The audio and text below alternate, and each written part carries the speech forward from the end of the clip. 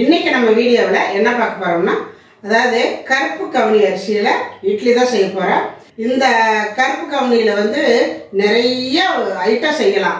இந்த கருப்பா இருக்குதுங்கறனால நிறைய பேர் அதை ஒதுக்குறாங்க, சாப்பிட மாட்டேங்கிறாங்க. இது மெயினா சொல்லணும்னா பெரிய பணக்காரவங்க சாப்பிடக்கூடிய அந்த அரிசி. இது வந்து அப்போலாம் நாளா சின்ன பிள்ளையா இருக்கையில பணக்காரவங்க மட்டும் தான் வாங்கி சாப்பிடுவாங்க, விவசாயம் பண்ணுவாங்க. ஒரு வயலில் மட்டும் அந்த கருப்பு கவுனி நெல் நட்டு அடித்து அந்த நெல்லை அவங்களே வச்சுக்குவாங்க. கூலிக்கு போகிறவங்களுக்கு நெல் தான் அப்போலாம் எல்லாருக்கும் நெல் தான் கூலியாக தருவாங்க. 4 பிடி கொடுப்பாங்க, 4 கிலோ நெல் கொடுப்பாங்க. ஆம்பளை ஆளுக்கு 5 கிலோ நெல், பொம்பளை ஆளுகளுக்கு 4 கிலோ நெல் அவ்வளவுதான் தருவாங்க. காலையிலேருந்து பொறுதறுதி கருதறுத்து அதை அடித்து நெல்லாக நம்ம கொடுக்க தொட்டியும் அவ்வளவுதான் தருவாங்க. சாயந்தரத்துறது வேலை பார்க்கணும். அந்த கருப்பு கவுனி நெல்லை கூலிக்கு தரமாட்டாங்க, காசாக கொடுத்துருவாங்க.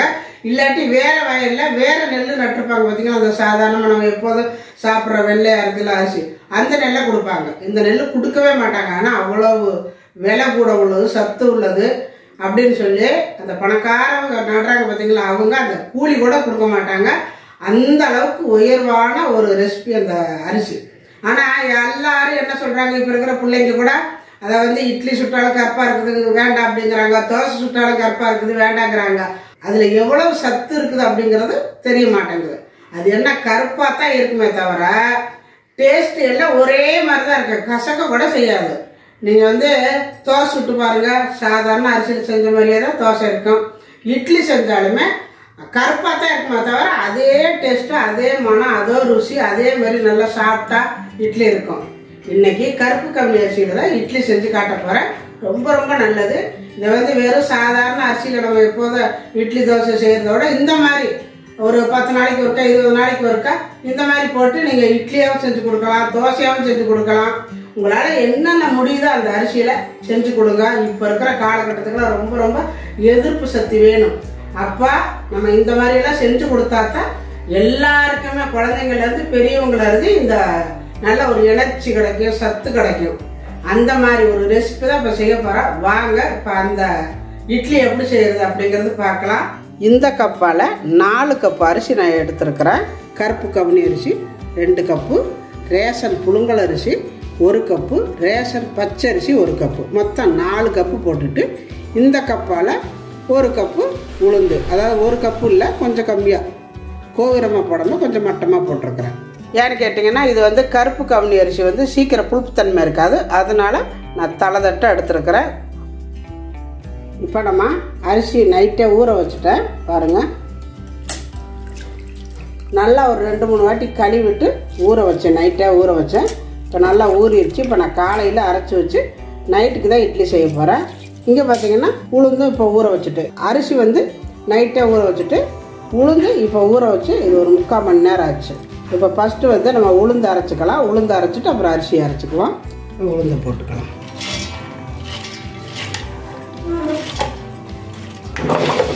இது வந்து நான் உளுந்து கம்மியாக போட்டிருக்கிறேன், அதனால் சீக்கிரம் அரை விட்டுறேன். 10 நிமிஷத்தில் அரை விட்டுறேன். நான் அரைச்சி விட்டு காட்டுறேன் அல்லையா.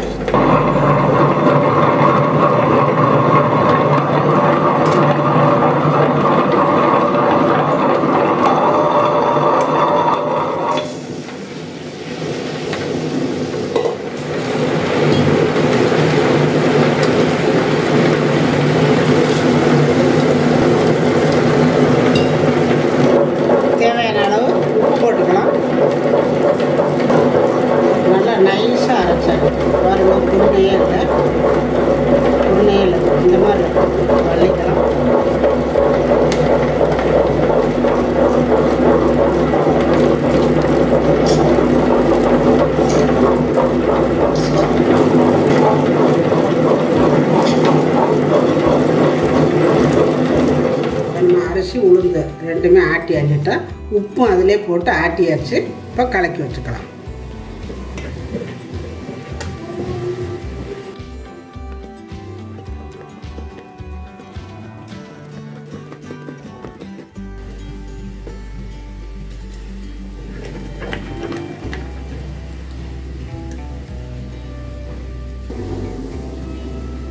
அவ்வளோதான்.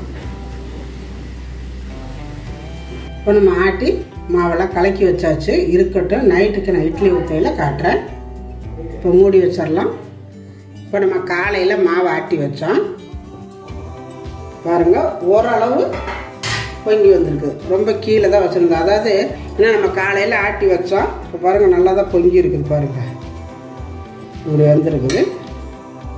இதை வந்து லைட்டாக ஒரு கலக்கணும், அதாவது இந்த பொங்கி வந்திருக்கிற அந்த தன்மை மாறாமல் இப்படி லைட்டாக கிண்டிக்கணும் பாருங்கள். அந்த பப்புளுஸ் அடங்கிடாமல் இப்படி அம்பிடுத்தான், இதுக்கு மேலே கிண்டக்கூடாது. இப்போ நம்ம இட்லி ஊற்றிக்கலாம். இட்லி சட்டியில் தண்ணி காயுது.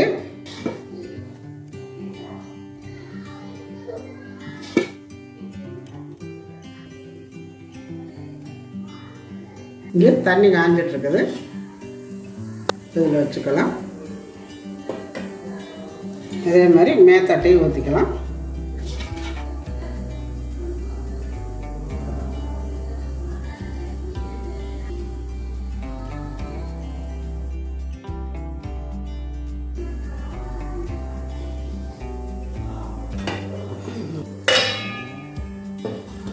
இது வந்து எப்போதுமே நம்ம இட்லி வேக வைக்கிற மாதிரி தான்.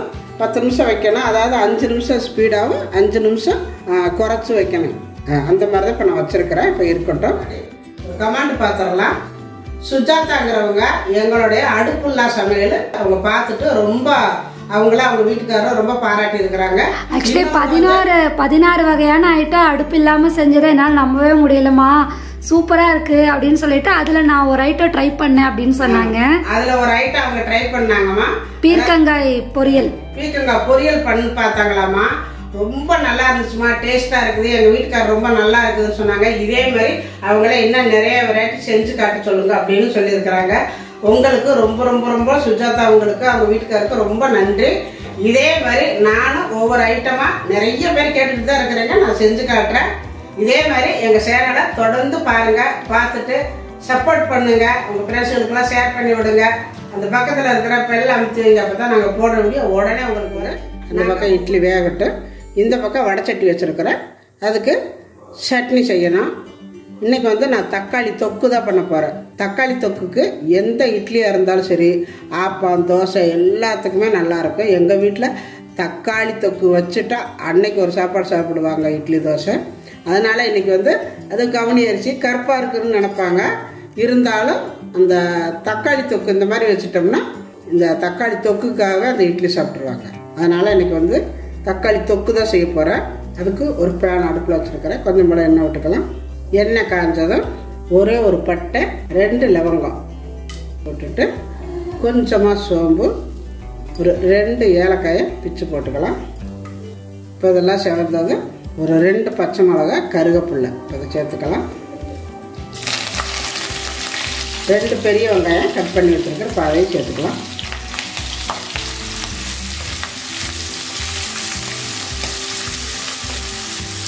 இப்போ வெங்காயம் செவந்ததும் 1/2 கிலோ தக்காளி வெட்டி வச்சுருக்கிறேன். பெருசு பெருசாக வெட்டி வச்சிங்கன்னா தான் உங்களுக்கு சாறு சீக்கிரம் வரும். அதனால் நான் குண்டு குண்டாக வெட்டி வச்சுருக்கிறேன். சேர்த்து வதக்கிக்கலாம். வதங்கிறதுக்கு கொஞ்சம் போல் கல் உப்பு. தக்காளி தொக்குக்கெல்லாம் இந்த மாதிரி பெருசாக வெட்டிட்டு வதக்கி வச்சுட்டு மூடி வச்சுட்டோம்னா சீக்கிரம் வந்து அந்த கிரேவி நம்மளுக்கு கிடைக்கும். நல்லாவும் இருக்கும் தக்காளி தொக்கு. நம்ம பொடியாக வெட்டினோம்னா அது ஒரு மாதிரி வந்து ஒரு கசகசப்பாக கிடக்கும், எடுக்க முடியாது. மூடி வச்சிடலாம். மூடி வச்சு அப்பப்போ கிண்டி விட்டோம்னா சீக்கிரம் நம்மளுக்கு கிரேவியாகவும் கிடச்சிடும், சீக்கிரமும் வதங்கிடும். இப்போ இருக்கட்டும், அப்பப்போ ஓப்பன் பண்ணி கிண்டி விட்டுக்கோங்க. இந்த மாதிரி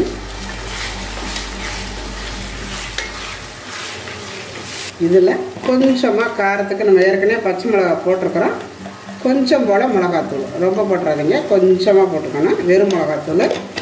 மஞ்சத்தூள் வேணும்னா போட்டுக்கலாம், வேண்டாம்னா விட்டுறலாம். ஆனால் மிளகாத்தூள் மட்டும் போட்டுக்கோங்க, வேறு எதுவும் வேண்டாம். இது வதங்கட்ட. இந்த பக்கம் இட்லி வெந்துருச்சு, எடுத்துக்கலாம். பாருங்க எப்படி வந்திருக்குது இட்லி. இப்போ நம்ம இட்லி எடுத்துக்கலாம். லைட்டாக தண்ணி தெளிச்சுக்கோங்க.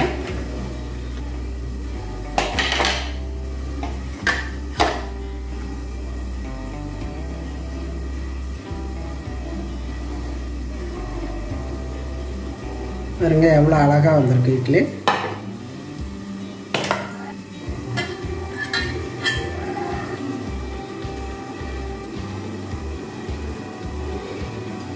இருக்கட்டும்.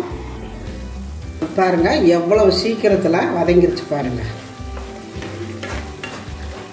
2 கிண்டு தான் மூடி வச்சு கிண்டுனேன். பாருங்கள் நல்ல கிரேவியாக வந்துருச்சு. லைட்டாக இப்போ வந்து இந்த மாதிரி கொத்தி விட்டோம்னா இந்த கொஞ்சம் இருக்கிறது கிரேவியாக மாறிடும். அவ்வளோதான், நல்லாயிருக்கும். இந்த மாதிரி செஞ்சு பாருங்கள். ஒரு முறை இந்த தக்காளி தொக்கு செஞ்சிங்கன்னா இது மாதிரி நல்லா பெருசாக வெட்டி போட்டு தாளித்து விட்டுட்டு மூடி வச்சு 2 கிண்டு கிண்டிங்கனாலே போதும், சீக்கிரம் வெந்துடும். இதில் தண்ணி வேணும்னா ஊற்றிக்கலாம், தண்ணி வேண்டான்னு அப்படியே விட்டுறலாம். ஆனால் தண்ணி ஊற்றாமல் வச்சிங்கன்னா அது ஒரு டேஸ்ட்டாக நல்லாயிருக்கும். நான் இப்போ வந்து கொஞ்சமாக தண்ணி ஊற்றிக்கிறேன் இந்த அளவுக்கு. அவ்வளோதாங்க, தக்காளி கிரேவி ரெடி ஆயிடுச்சு. இப்போ அடுப்பை ஆஃப் பண்ணிக்குவோம். நல்ல கிரேவியாக இருக்கும். இப்போ பாருங்கள் கருப்பு கவுனி அரிசியில் இட்லி ரொம்ப அருமையாக இருந்திருக்குது. இதில் வந்து கருப்பு கவுனி அரிசி ரேஷன் அரிசி 2 கலந்து செஞ்சுருக்கிறேன். நீங்கள் ரேஷன் அரிசி வேண்டான்னா கடையில் விற்கிற இட்லி அரிசி வாங்கி அது கூட சேர்த்துக்கலாம். இல்லை வெறும் நீங்கள் கவுனி அரிசியாக போட்டிங்கன்னா ரொம்ப கருப்பாக இருக்கும். ரொம்ப சாஃப்டாக நல்லா வந்திருக்கு பாருங்கள், எவ்வளோ அருமையாக இருக்குது. நல்லா சாஃப்டாக இருக்குது. இப்போ தான் வந்து நான் எடுத்து சூடாக இருக்குது. நல்லா அருமையாக சாஃப்டாக இருக்குதுங்க இட்லி. எவ்வளோ இங்கே பாருங்கள் எவ்வளோ சாஃப்டாக இருக்குன்னு, நல்லா இருக்குது. பஞ்சு மாதிரி எப்படி இறங்குது பாருங்கள். எல்லா இட்லியுமே அதே மாதிரி தான் இருக்குது. இதுக்கு தக்காளி சட்னி ரொம்ப நல்லாயிருக்கும். இந்த சட்னிக்கு பாருங்கள் எவ்வளோ நல்லா இருக்குது. தக்காளி கிரேவி சாதாரண இட்லி ஆப்பத்துக்கெல்லாம் அவ்வளோ நல்லாயிருக்கும் இந்த தக்காளி கிரேவி. இப்போ இதே மாவில் தோசை ஊற்றலாம்.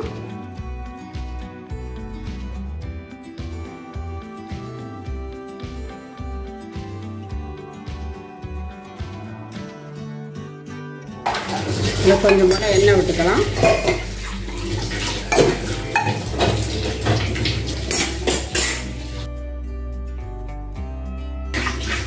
நல்லா மொறுன்னு எப்படி வந்துருக்கு பாருங்கள். நல்லா முருகலாக இருக்குது.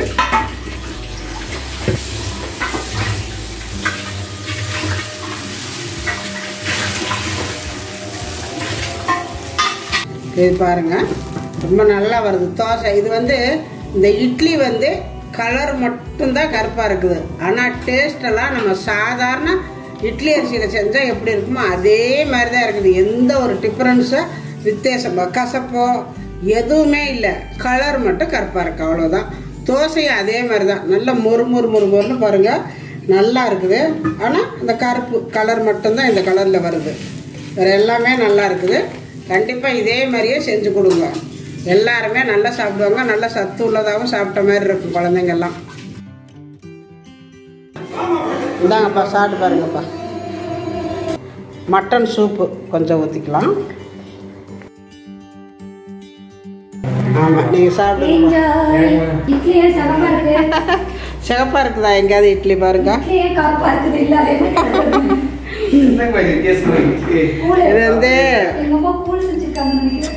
இது வந்து கருப்பு கவுனி அரிசிப்பா.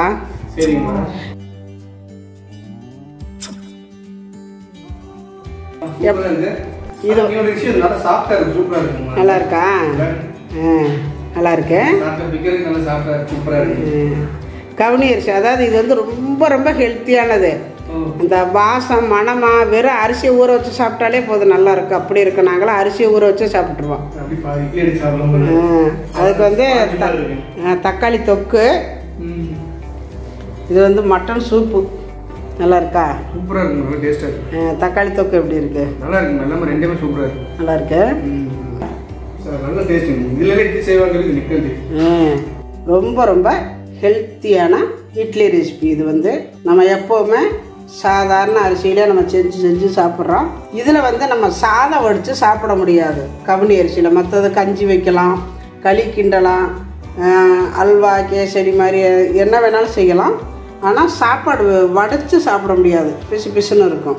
அதுக்கு இந்த மாதிரி நம்ம ஆட்டி சுட்டு கொடுக்கும்பொழுது குழந்தைங்க சாப்பிட்ட மாதிரியும் இருக்கும். உடம்புல சார்ந்து கொஞ்சம் ஹெல்த்தியானதாக குழந்தைங்களுக்கு கிடைச்ச மாதிரியும் இருக்கும்.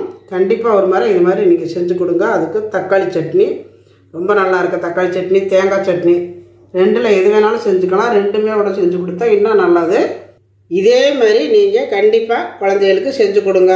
இப்போ இருக்கிற காலகட்டத்துக்கு ரொம்ப ரொம்ப ரொம்ப ரொம்ப ஹெல்த்தியான புட்டாக கொடுங்க குழந்தைகளுக்கு. அப்போ தான் கொஞ்சம் நோய் நொடியிலேருந்து குழந்தைங்களை காப்பாற்ற முடியும்.